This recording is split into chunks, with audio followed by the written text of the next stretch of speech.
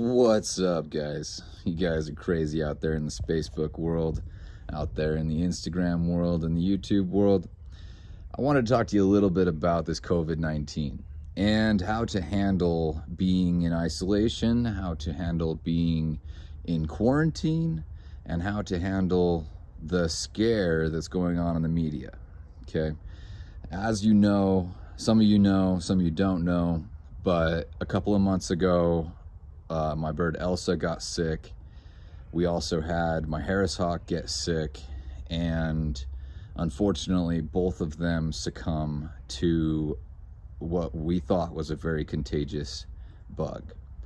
So I isolated myself for a minimum of 3 weeks.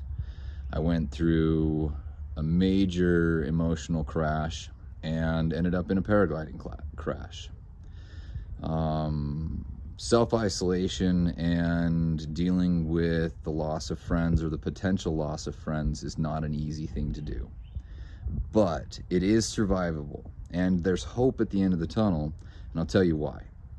Because even in the fact that there is all this media saying that we need to completely, distance ourselves from everybody, we need to, not have contact, not have any sort of communication or in-person communication, it's not necessary.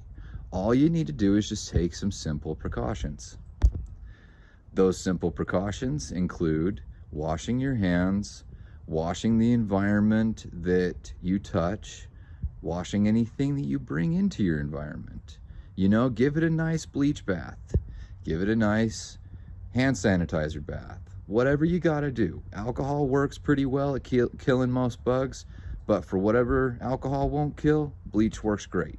Vinegar works really well too, and we learned that one. But it needs to be about a 6 to 10% concentration.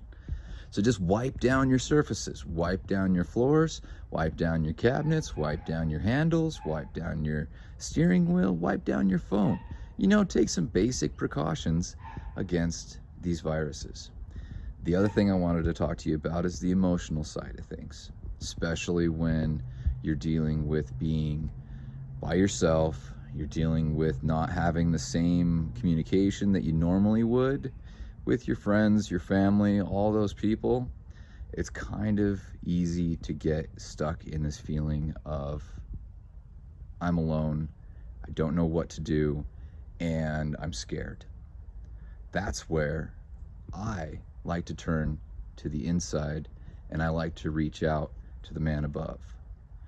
I like to say a little prayer, say, Lord, I am struggling right now. I don't know what to do. I don't know how to handle this.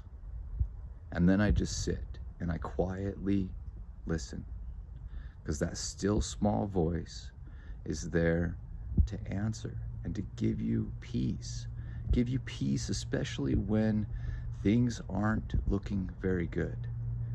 Now, if you saw my last video, I was stuck on a mountain for 33 hours. 27 hours I had to crawl with 2 broken legs all the way down a mountain. My dog didn't know what was going on. I barely even understood how I was going to get out of that situation, and I literally just spent 13 days in the hospital trying to deal with the fact that I might not walk again. I'm sitting here in a wheelchair with 2 broken legs, guys, by myself, because I just left the hospital that had ground zero for Utah. I just experienced the earthquake that shook the hospital twice. With 2 broken legs, I was experiencing the ultimate disaster, reality disaster of being stuck in a hospital with the apocalypse happening around me. And you know what? I found peace. I found peace in that moment because I knew that my God, my Lord and Savior, was there looking out for me. And I had friends reach out.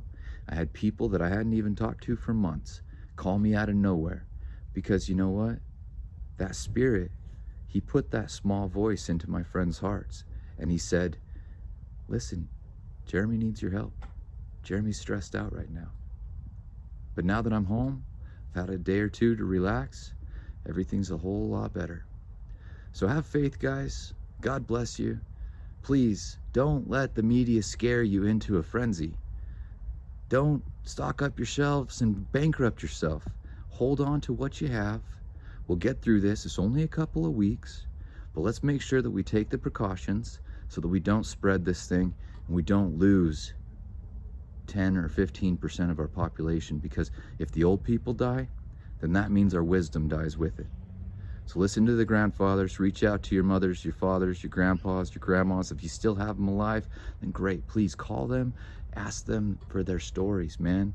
It's the grandfather medicine, it's the grandmothers. They have the answers, they have the wisdom, not these stupid idiots on media, on social media, on Facebook, on YouTube, whatever. Listen to your grandma and your grandpa. Peace and love, guys.